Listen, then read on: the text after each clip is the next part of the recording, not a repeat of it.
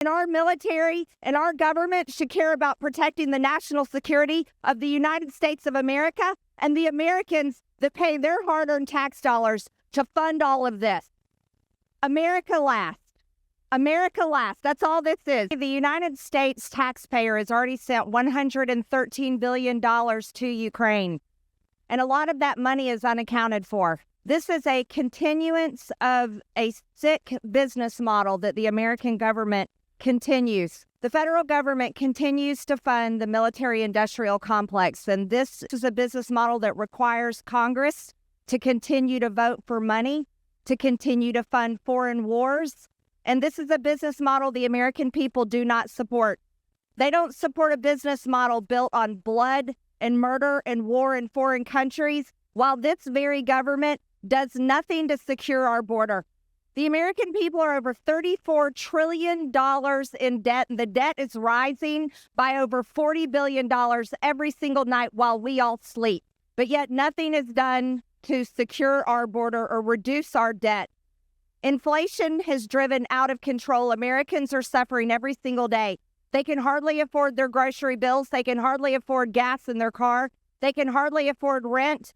And now mortgage payments are well over $3,000, where they were only just over $1,700 3 years ago.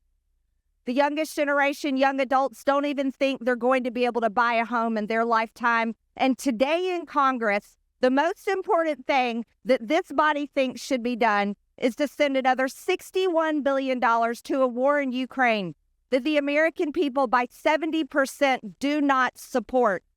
Mind you, this comes on the very heels of tax day, where every single American had to scrounge up their money and send their dollars in to the IRS. Or some of them had to file extensions because they weren't ready and didn't have the money to pay their taxes. But today, this body says the most important thing we can do, no, is not reduce spending. That's not it.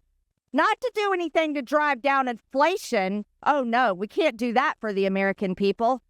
It's not to secure our own border that is invaded every single day by people from over 160 different countries.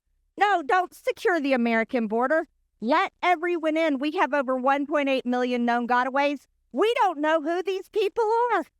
And yet you have members of this body talking big and tough about, oh, we have to defeat Russia. Oh, we have to protect Ukraine.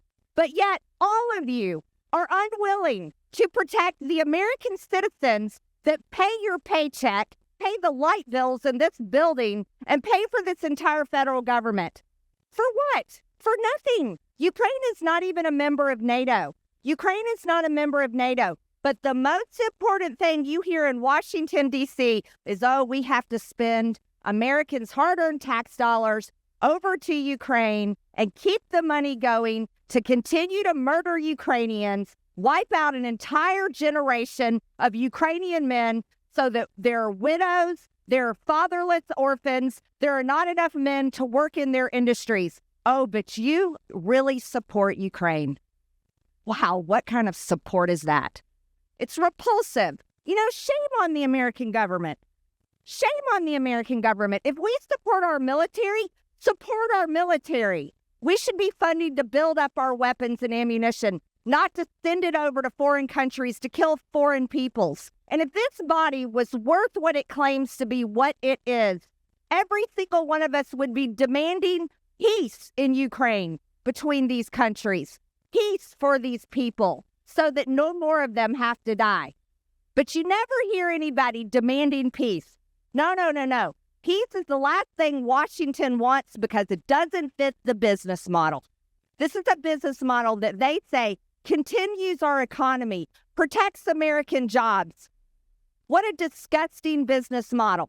We should have a business model that builds up our American companies and American jobs to serve American interests. And our military and our government should care about protecting the national security of the United States of America and the Americans that pay their hard-earned tax dollars to fund all of this. America last. America last. That's all this is. Every single day, America last.